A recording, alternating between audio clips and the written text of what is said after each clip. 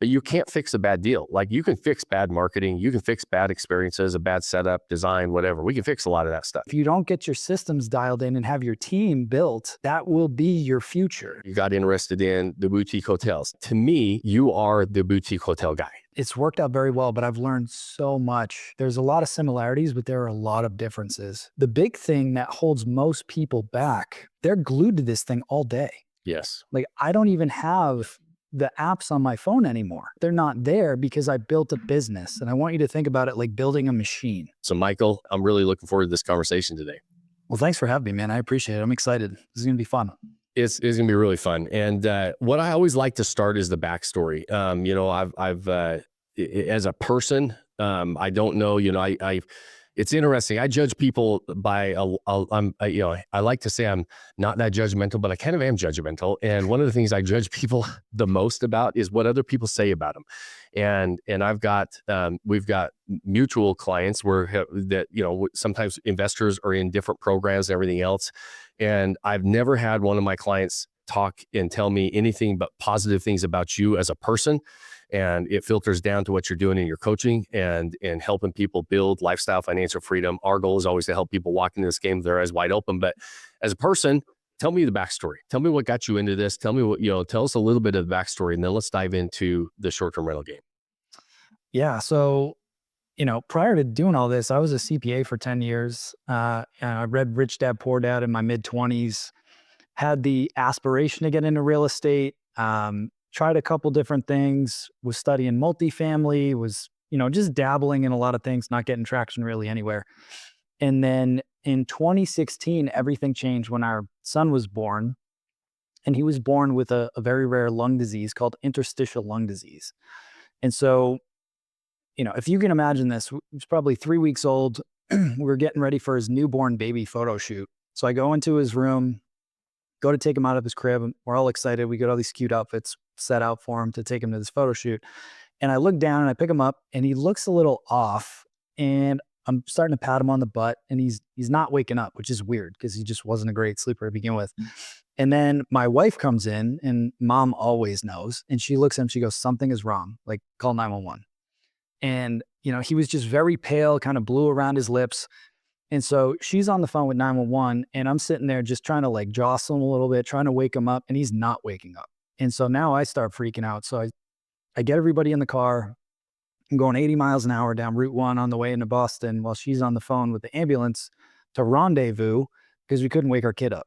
And it was one of the scariest moments of my life. And fortunately, we met up with the ambulance. They got him revived, and it just kickstarted this whole really 2-year journey of, you know, week-long stays at Boston Children's Hospital, trying to figure out what was going on, you know, him being on oxygen.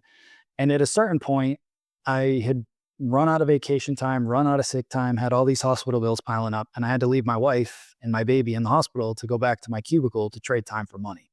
And it just crushed me. And if you're a parent, you can only imagine how that felt. And the day that I left my wife in the hospital, I said, I don't know how I'm going to do it, but I'm going to find a way to build us a business that gives us the income we want without ever trading time for money again. And I will never put you in this situation again. And shortly thereafter, I was in a mastermind group, and I met a gentleman who was doing what we now know as rental arbitrage. Now, this is late 2016. It wasn't really a thing back then. And he was telling me that he was making anywhere from $1,000 to $2,000 a month on these properties that he didn't even own. And me being an accountant, I'm like, all right, show me your books, because I'm calling BS in my mind. I'm like, there's no way he's making this kind of money. So he shows me his books, and I'm like, wow, like this is crazy. And in the back of my mind, I'm like, this model makes sense as far as renting properties by the night and charging a premium. It's like going to the ballpark. You can go to Costco and buy a 24 pack for $5, or you go to the ballpark, you buy one for $5. So the concept made sense, but it just felt shady the way that this person was doing it. He wasn't telling the landlords, he was just renting them and then re-renting them. And I was like, I don't even know if this is legal. So I'd been doing what they told me to do. I was putting 10% of my money into a 401k for the last 10 years or so. So we had a little bit in there. And I told my wife, I said, this is going to be the ticket. We're going to go all in on this thing. And so we bought a little 2-bedroom condo up in the mountains in New Hampshire. I took a loan out of my 401k, got a 0% interest credit card, renovated it myself with my dad. And we were off and running. This is took a little while, but I think it was late 2017 by the time we like got it going. And then just like this guy said, we are cash flowing about $1,500 a month, which was amazing. And we were going up and using it on the weekends as a family. So I was like, this is the coolest business model ever. But now I am really broke and I can't live off of $1,500 a month. So I was trying to think of ways to scale it. And I started going back to some of the stuff that I was learning about multifamily and rules of thumb and how you're going to cash flow anywhere from $200 to $400 a month per unit. And I live, an hour north of Boston. There's a lot of 2 families, 3 families, 4plexes around here with a lot of landlords. I was like, what if I just started looking for landlords and just told them about this new opportunity of renting it by the night? I'll do all the work. We'll design it. I'll build it out. I'll do everything and manage everything and just take a percentage of the bookings. And you're going to make way more money than if you were doing it long term. And so I started hosting a local meetup at a Capital One cafe because I couldn't afford to rent any space. And they let me show up once a month, with my little pop-up projector. And it took me 9 months of running that and doing outbound on Craigslist and Zillow. But after 9 months, I finally got somebody to say yes and give me a shot. And then within about a year, we had 15 of those across 5 different states, just all word of mouth referral from that point. And I was able to get myself, my wife, and my mom out of our job at that point. And then we started scaling it up, got into the hotels, and then started, acquiring properties. And now we got 82 doors. I own 72. Some of them are with partners. Some of them are just my wife and I, but business completely changed my life, man. And I'll be forever grateful for it. I've been officially out of a W-2 now for over 5 years. And I don't think you could pay me any amount of money to go back to that. So That's awesome. That's awesome. How's your son doing? he's great. It's, it's a whole other story. And, I believe in manifestation and faith and a lot of things. And after about 2 years, one night, he just totally snapped out of it. And there's still researchers at Hopkins that are studying his DNA to figure out how that happened, because they said that there was no way that he was ever going to outgrow it. And yeah, it's a miracle. So Yeah. we're super Well, blessed. that's a fun ending to that story, but it's also a scary start to the story, right? Of, all the paranoia and all the worry and not knowing what's going to happen and wanting to make sure you're there for your family and your son and your wife. And when those things are happening and then saying, hey, I'm going to figure out how to fix this. And I love those stories. I love the backstories of what gets people, especially, high producers, people that are operating at a high level and saying what really started this. And a lot of times it comes down to your back's against the wall a little bit with something. And we say, but it's also what it's almost got to be dramatic enough of an event that we stick with it sometimes. I always tell people the hardest thing is when you're fairly comfortable in life to make any major changes, because it's pretty easy when you have your back against the wall and you have nowhere to go but up, and you have a major event like you had with your son. That's a reminder that will never go away. That experience is etched into your DNA now of saying, I never want to feel like that again. I never want to do something or be in that position where I have to leave my family. And so that's it, when we have those types of events, and while they're very traumatic, it's also what springboards us into a different life, right? Changing, and like you said, looking back and say you'll forever be grateful and everything else, and all that work and effort and time you put in. There were times where you're like, is this ever worth it? And when you're really comfortable, and I know you coach a lot of people, and so I'm always curious when I talk to people who work with a lot of high producers, and they see some people make it, some people don't. Some people do make changes, some people don't. I think the hardest time to make changes is when somebody's really comfortable and they haven't had something that it fires them up enough to stick with it, right? Because motivation fades, and it's we can all get motivated on Monday mornings, right? We'll go listen to your Monday morning motivation, but that fades really quickly. And something like that, it can be a life-changing event, and what you do with that event. And because you also have to make a choice too, Michael, and this is why I love these types of conversations, is not always the tactical. It's like, okay, at that times in life, you can make a choice to be the victim, or you can say, okay, I'm not going to let this define me. I'm going to let it define me in a way that I'm going to now take more control of what I'm doing. Would you agree with that? 1000%. And when we were going through all of that, I kept telling my wife, I said, I don't know why this is happening, but it's happening for us. And now looking back, exactly what you said, there's no way we'd be where we are right now in business and finance and everything if we didn't go through that, because when something like that happens to you, it unlocks another gear. Like, I would have eaten through a brick wall to get this done, right? And when you're comfortable, to your point, it is your biggest obstacle because you've got to find something that's going to push you past your comfort zone. The funny thing is, when I was hosting those meetups, there were 2 months back to back that not a single person showed up. And I sat there for 2 hours by myself, and you could just feel like the empathy from the employees at that Capital One Cafe, like, oh, geez, like this is brutal. And every time I was like, thanks so much, guys. Have a great night. I'll see you next month. It was just like, nothing is going to stop me. This is a done deal. I will figure it out no matter what, period. And the first thing that we do, this framework that we use, Casper, the first thing is clarity and really defining what you want and why. Is I'm sure you've had thousands of these conversations. When you ask somebody what they want, it's typically, I want financial freedom and I want to travel. And I'm like, okay, well, what does that mean? It's too vague. It's too pie in the sky. And what happens if you don't get that? Well, life's okay. All right, well, you got to find something that's going to fire you up. And you're going to have to redefine that at each level, because once you hit that goal and you are comfortable, you got to find something else that's going to push you to the next level. We were talking offline about some philanthropic stuff that we're both involved in. To me, that's part of the fire that keeps me pushing, because we're very comfortable at this point. So it's like, what fuel can I use to keep pushing, to keep growing, to keep going, instead of just resting on my laurels at this point? Yeah, So having that fire is everything. absolutely. There's got to be something that ignites it, right? And like when we talk to people, and you and I have both had the privilege of being a part of the journey of people building this and starting on this journey.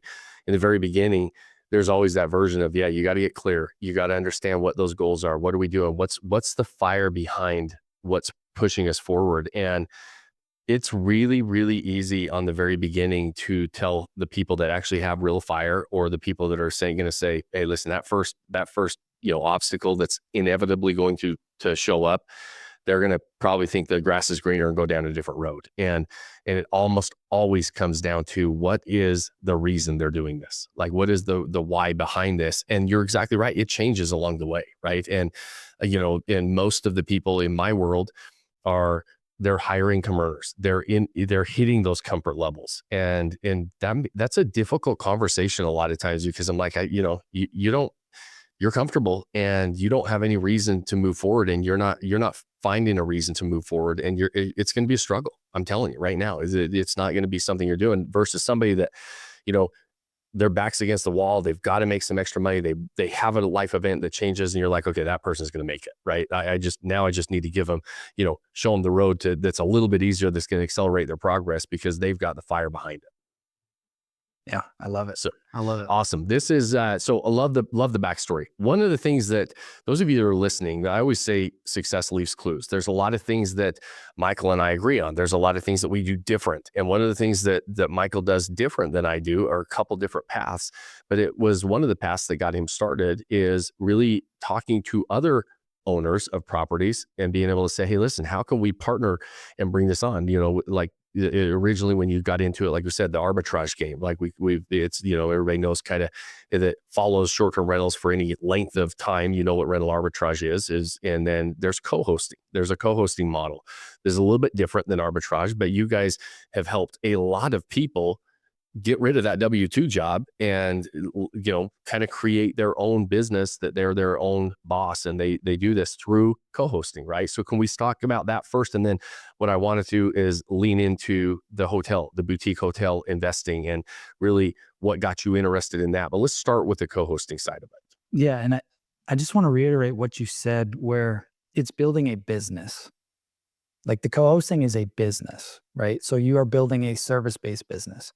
And the landscape has changed so much since you and I got in years ago. You know what I mean? And so it's a lot more competitive now. You really need to dial things in. in order to stand out in a marketplace where there are a lot of co-hosts now. Nobody was doing this, other than the big management companies that have been around for 40 years. Nobody was really talking about this. Everybody was doing arbitrage for years. And to me, that model never made sense, to go out and rent a property and then spend 20 grand to furnish it. And then you're going to make your money back in a year and a half. I didn't have the money to furnish them. Right. So I'm like, I needed another model that makes more sense. But yeah, it's a great vehicle. Like, if you're willing to commit to building a business, right? And so you think through that CASPER acronym that I mentioned, right? It's clarity, acquisitions, systems, processes, and people, then elevating yourself to that CEO level, and then you reassess. Like, once you hit certain levels, you reassess and you keep building. And the big thing that holds most people back, when you see a lot of people online talking about all the money they're making and all these other things, I know a lot of those people. I'm friends with a lot of those people, and there's nothing wrong with it. But when I hang out with a lot of them, they're glued to this thing all day. Yes. Like, I don't even have the apps on my phone anymore. They're not there because I built a business. And I want you to think about it like building a machine. So at first, you're doing a lot of the work, leveraging a lot of the AI tech that's out there now to minimize as much of the manual work that you can, hiring cleaners, contractors, all that stuff as well. But as soon as humanly possible, you want to start documenting your SOPs and looking to recruit your first part-time virtual assistant that can help you with guest communication and coordinating cleanings and doing all these things. And then you scale that up and you keep building and building and building. But if somebody comes to me and they tell me that their goal is to make, our average avatar is looking to replace 200 grand a year. That's their corporate income. They're doing pretty well. They just don't like what they're doing and they want more time freedom, right? And so I say, okay, you want to get to 200 grand a year? We need to get you to 250 to 280 so that you have the revenue to support a team. Otherwise, you're just building yourself a job. The reality of it is you're going to have a job if you don't build the systems and a team around you to execute those systems. It's a business. Yeah. Most people that are co-hosting, and there's no right or wrong way to do it. I just want you to understand the difference. Most people that are co-hosting, they can get out of a job, but now you're your own boss, but you're on call 24/7 through 65. Yep. And a lot of people that come to us at a certain point, they're there and they're like, man, I've had enough. It was Christmas Eve and I got 4 calls from guests because pipes were freezing and I couldn't be with my kids and this sucks. And if you don't get your systems dialed in and have your team built, that will be your future. So I don't want to paint this rosy picture that it's all going to be sunshine and rainbows. It's going to take work to build it up. But if you build it the right way and elevate yourself professionally to be a leader and to create KPIs and team meetings and all these things, you will build a business, you'll build a machine that can replace your income, right? And to me, that's the first level. And what you alluded to, it's like, if I mapped out the ideal journey for somebody that was dead broke and wanted to become a millionaire, I'd start with co-hosting, build up my cash flow, reinvest as much as I can in it to build the infrastructure of the business. And then I would set aside as much of that profit as I can to start acquiring real estate. You start with the single family homes, start to build yourself a nice portfolio, start learning about depreciation and financing and all these other things. And then from that point, when you really want to go to the next level and build that generational wealth, as people like to say, then you get into the commercial and the hotel space. But there's different levels to play the game.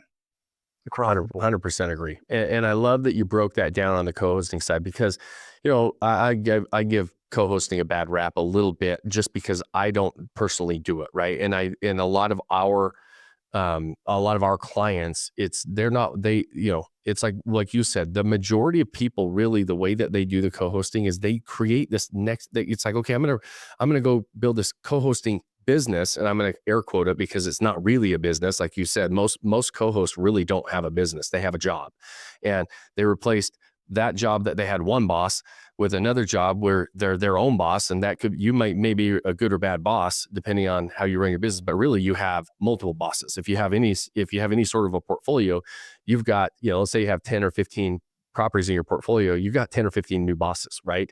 Especially if you didn't set it up correctly. And I love that we're talking about this because there are a lot of our listeners who'd be very interested in co-hosting, and it could be a very good step for them at the stage in the life they're in. And that like I would encourage anybody listening on the co-hosting side specifically, reach out to Michael and his team at STR Secrets, because they do treat it with systems and businesses. And I know that because I have clients who have gone there and have said, hey, listen, Michael and his team really treat this like a business, not like a second job. And that's where I say, where a lot of people that are co-hosts, they really just create themselves a second job or replace their job with another job that maybe they don't like, right? Because it might be the grass isn't always greener when you create a job that you have a lot of moving parts, and now you're doing everything in that job, which there are a lot of systems, there are a lot of tools, there are a lot of partners that you can bring in. And this business has evolved to the stage where you've got a lot of options, but it's also evolved to the stage where there's a lot of competition. Like you said, it is the time of the professionals. The top of these markets are making all the money. And if you don't treat it like a business, it's actually really hard to make money. Even as a strict investor, if you're not going to operate at the top of the markets, it makes no sense to buy these types of properties in short-term rentals. I would never even do it if I'm going to be in the middle of these markets anymore. There's so many better places to put your money, right? 100%. And I say this all the time with students, and even when I'm speaking of, if you're going to build a co-hosting business, and let's just say you want to get to $100,000 a year, right? And you're going to side hustle it. I would rather have 5 properties that generate $100,000 in bookings a piece and charge 20% than have 30 properties that are doing $30,000 to $40,000 a piece, because those are the properties that are getting squeezed the most right now with the competition and everything else. But the other thing that I would say is, if I was starting over today, I would have been setting out with the intention to build the co-hosting business to sell it for a multiple, because there is a large market now. We just seen it. Casago just bought Vacasa, right? One of the largest probably the largest transaction ever in the industry. And a lot of these regional management companies are selling to bigger ones, or they're buying smaller ones to consolidate and then sell them to a bigger player. So there's people. The biggest thing that people used to say to me when I was starting this was, yeah, but you don't have any assets. And I'm like, well, if you build this the right way, you do. People buy and sell businesses all the time. You're just not building it the right way. Your contracts aren't tight. You don't have a team. Nobody wants to buy a job. If you build it the right way, I've had students go out and buy management companies. I've had students sell their companies to other people. So there's that whole aspect. So I would be thinking that is the end in mind. I'd have a number that I want to get to for an exit. And then from there, I would take that money and invest it either into single families or commercial to continue building my wealth and cash flow that way. That would be my strategy from day one today. Love it. And explain, just for people listening, because we've talked about a lot of different things. We're going to kind of ignore the arbitrage model, because I agree with you. The arbitrage model of going out, signing a long-term lease on something, taking all your money to furnish it makes no sense. You're basically signing up for a mortgage, putting money into somebody else's property that you don't own, right? Not huge into that model. I don't think that model works really well. But talk to them about co-hosting and property managers, right? Because a co-host, you're really coming in as the management partner for an owner, right? But like I always have people ask us the different, like, well, am I building a property management business? Am I building a co-hosting business? What's the difference? And so I'd love to have you explain that, because that's a question that a lot of people have. 100%. And the terms get intermingled all the time. Yep. And the reality is, I'm not an attorney.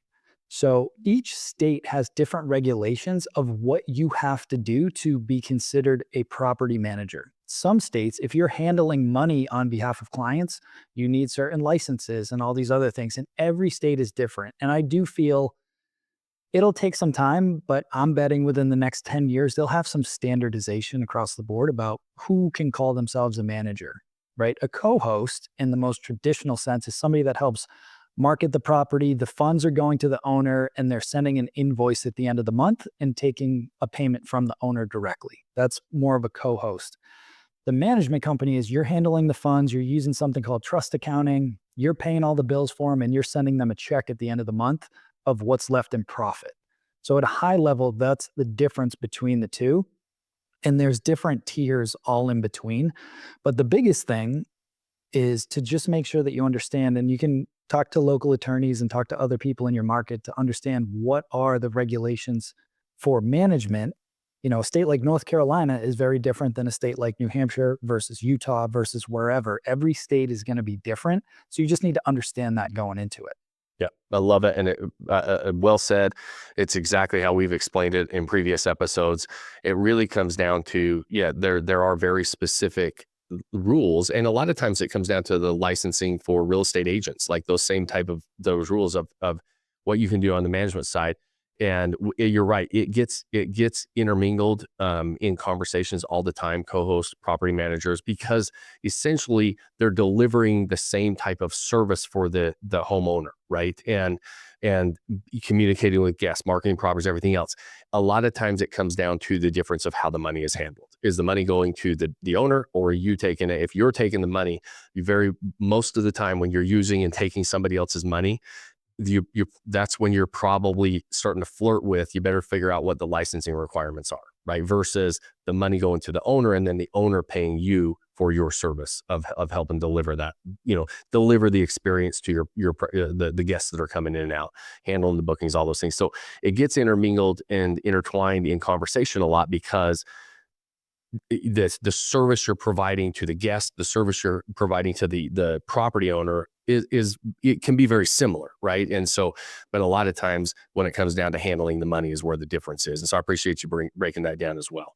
So step one, building that wealth, right? The step two is starting to keep it and grow it, and that comes into investing, right? And so, and you alluded to the bigger properties, like where you got interested in the boutique hotels. Talk to me about, did you stumble into that? And then, like, to me, you are the boutique hotel guy. Like, if I have any of my clients, anybody that wants to get in this game, I say, you got to talk to Michael. I know I tried to navigate this world back in 2019. I was under contract on a boutique hotel in South Fork, Colorado. Loved it. It was awesome. If I remember, it was about 50 units up there. And I went up there. This is a ski town in the mountains of Colorado, 8,200 feet elevation. So it's clear up there in the mountains. And it was awesome. I loved it. It was my kind of area. And I went in there and I just couldn't figure out how to do this without it turning into basically a job. I had another client at the time who bought a property in Wallace, Idaho, and she was from California, and she ended up having to move there for 2 years to get everything set up and get all the staff in place, everything else. And so for me, I wasn't figuring out how to navigate this without really just this hotel turning into a job for me. And I know that you do that much different with your portfolio, because I have a lot of clients who do this now with, their remote check-ins, everything else, and all these different things. You don't have to have that large staff. But I'd love to talk about that, because naturally in the real estate world, we say, okay, I'm going to get bigger and better properties, right? It's like playing Monopoly. I'm going to start with my single family homes, then I'm going to put the hotels on them, and I'm going to keep building out. And I get those, the bigger properties, because now all of a sudden I can have 1 or 2 properties that accounts for a huge portfolio of single family. And so talk to me a little bit about that, and let's dive into that world as far as the short-term rental world and hospitality goes as well. Yeah, for sure. You and I should just take a deal down together this year, and then we'll just document the whole thing. Let's do it. I need to get into we should just do a case study. I'd be in. We should talk about that. So the way that I got into it, your original question, I did stumble into it. Somebody that I was co-hosting for actually found this deal back in 2019, ironically. And they brought it to me and they said, hey, things have been going really well on the single family stuff you've been doing for us. Do you think your systems would work at scale? And I said, probably, but let me go check it out. So I went and looked at this place with him. There's a little 13 unit right on the beach, beautiful location. I'm talking, you have the hotel, the street, the beach, like it's right there. Amazing views. A lot of deferred maintenance, second generation owner that kind of just let it go over time. Needed a lot of work, but I was like, yeah, like this could work. And long story short, at that point, was getting ready to get out of my job. I think I had just put my notice in, or I was about to put my notice in. And the timing of this just worked out, because there's zero chance I was going to figure all this out, while working a full-time job. But I said, listen, on this one, I don't want to take a management fee. I want to earn my equity in it. Right. I had got my cash flow from the co-hosting, and we were good from there. I want to play the long game on this one. And He said, let me talk to my partner. And they said, all right, cool. And so we went in on it 3 ways. I basically had a note to them for, my portion of the capital that I was going to have to pay him back. And I put up personal collateral to cover that, put my skin in the game from what I had for assets. And we went at it. And within a year and a half, we doubled the value of that property. We were able to refi it, get their capital out. They ended up going and acquiring another one. I think they 1031 into it, and I ran that one for them for a couple of years. That went really well. And then December of 2022, I was in a different place financially, and we acquired a 57 room. And for this one, I wanted to be in my eyes, I wanted to be like a true partner. So I brought, my share of the capital, all those different things to the deal. And so it's worked out very well, but I've learned so much. There's a lot of similarities, but there are a lot of differences. That first deal, my plan was to run it remote, to your point, Shawn, just like I did for the rest of the portfolio. At this point, I thought I was a hot shot. I had properties in 5 different states that I was running. Like, this is gonna be cake. It's one location. But what I found is on a property like that, where the nightly rate, after we renovated it, you're talking $400 to $600 a night.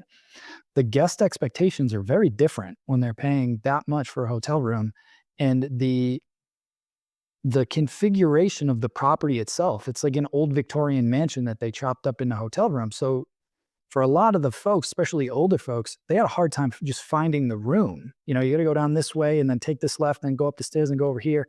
And so, long story short, we ended up staffing that hotel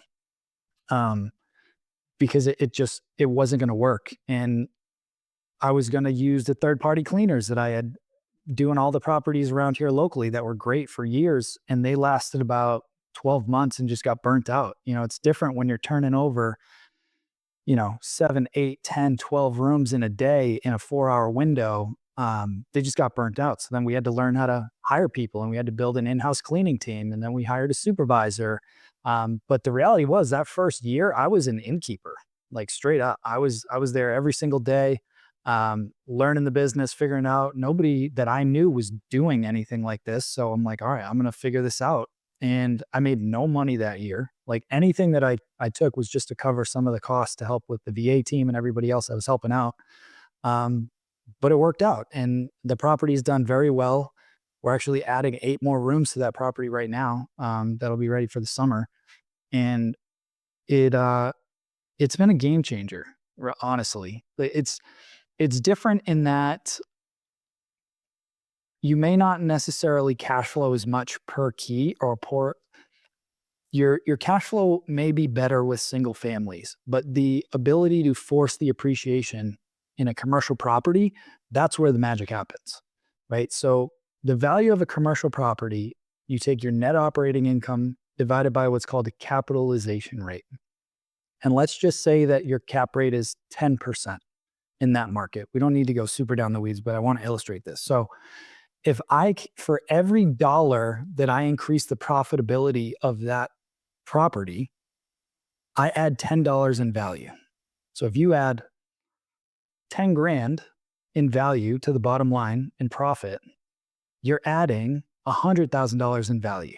So when you're doing these repositions on these properties and you're taking an NOI from, say, $1 million to $2 million, you're adding a ton of value and equity in that property that you can go back, refinance, pull some of that cash out, and go do it again and again. And to me, that's where you really start to amplify your wealth and your net worth when you get into the commercial space.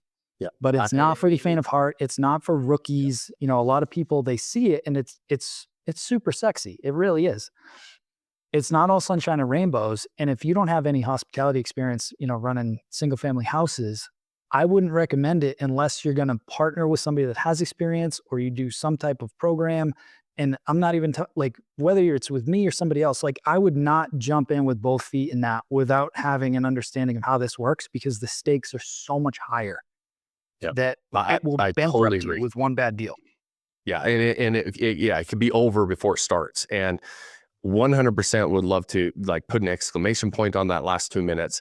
And it is what makes it so attractive on the commercial side is being able to force appreciation. That is a huge thing that a lot of investors don't understand in the beginning. After you've been in the game for a while, why so many investors go over to commercial properties. It doesn't, like my properties that I have, while I get the benefit of the additional cash flow that I create on these properties, I don't have that ultimately that big wealth building lever that I can pull, because it's like, okay, I took a property from 70,000 and now is grossing 120 or 130,000. On a commercial property that you do that for, you just added a ton of value to the property. My single family home that I did that to, I didn't add any value to the property. I'm making some more money, but I'm still banking on the value of those properties in the area and everything else on the appreciation side. I don't have that forced appreciation. That's huge. The second key is, like, I was going to dive into this game in 2019. I bought my first short-term rental in 2006. So I've been in the game for a little while, and I was under contract on that on the hotel in South Fork, Colorado. And I realized really quickly that it was a different ballgame. And even though I felt like knew what hospitality was, I could tell right out of the gate. So I would absolutely second the point that you find somebody that has done this before you, that is willing to share and help you navigate that path. And I will say, like, your group, your coaching that you have for this, Michael, I think is second to none. I've heard from too many people that have told me how awesome it is and how great you guys are helping them navigate that. So I would, if you are interested in the boutique hotel side, you go look at Short-Term Rental Secrets and STR Secrets. And where else should we point people? I know you've got a hard stop right about now, and so I know we've got to wrap up. So that I don't want to leave that out of where should we point people if they want more of Michael, more of your amazing knowledge. And I mean, you got books, you got podcasts, you got programs. Where's the best place for people to go? Probably the best place. We put a lot of effort into our Facebook group. So every week we do live trainings in there. It's totally free. We've got a great community. We're pushing right around 10,000 members. And in the next few weeks, I'm not sure when this is going to air, I'm going to be putting together a live training. In full transparency, we're going to be selling a program on the back end. So I want everybody to know that, but we're launching the Boutique Hotel Secrets program. I've been doing more like one-on-one coaching for that for years, helping people do stuff. And a lot more people have been reaching out to learn about it. So the last quarter, really last few months, I've really been building out the course and adding coaches to it from different people that I've helped take down deals. And so that'll be coming out. I believe it's in 2 weeks, but if you join the free Facebook group, we'll get you the link in there if you're interested in the hotel space or if you're interested in the co-hosting space. If nothing else, you're going to get a ton of free training in there. Love it. And it's just a great community. So yeah, I know that you guys do put out amazing free stuff, and the goal is to ultimately help people get as much information as they can as they're navigating some of these decisions. And then ultimately, when you start to run down a road, you've got some options. Yeah, and I'm super active in there too. I mean, the biggest thing for me, even if somebody doesn't join a paid program or whatever else, if I can just help people from getting in bad deals, I am more than happy to do that, because I've just seen over the years, and I know you've seen hundreds of this as well, like not understanding how to evaluate the numbers, and then they go forward based on what some real estate agent told them or whatever. That you can't fix a bad deal once you're in it. I don't care how much you do to it. If you buy the wrong deal, there's not much else that we could help you with, like if you get in the wrong deal. So to me, at a minimum, I just want to make sure that people have a baseline understanding. If they want to figure it out on their own, that's cool. Let me give you some free resources just to make sure you don't buy a bad deal. Because there's a lot of that going around. It's jokes in my community of like, if Mike blesses your deal, you found one, because it feels like every week I'm just knocking deal after deal down. I'm like, that's not a deal. It's not a deal. Yeah. And that's the name of the game. Most of them aren't deals, and that's the problem. But the wrong deal it's really, really hard to recover from. You really can't. You're going to sell it, and if you're lucky enough to recover financially, but you can't fix a bad deal. Like, you can fix bad marketing, you can fix bad experiences, a bad setup, design, whatever. We can fix a lot of that stuff. I have this saying that I say all the time in all the different programs, and I'll say it in the Facebook group all the time too. It's I'd rather lose a good deal than buy a bad deal. 100%.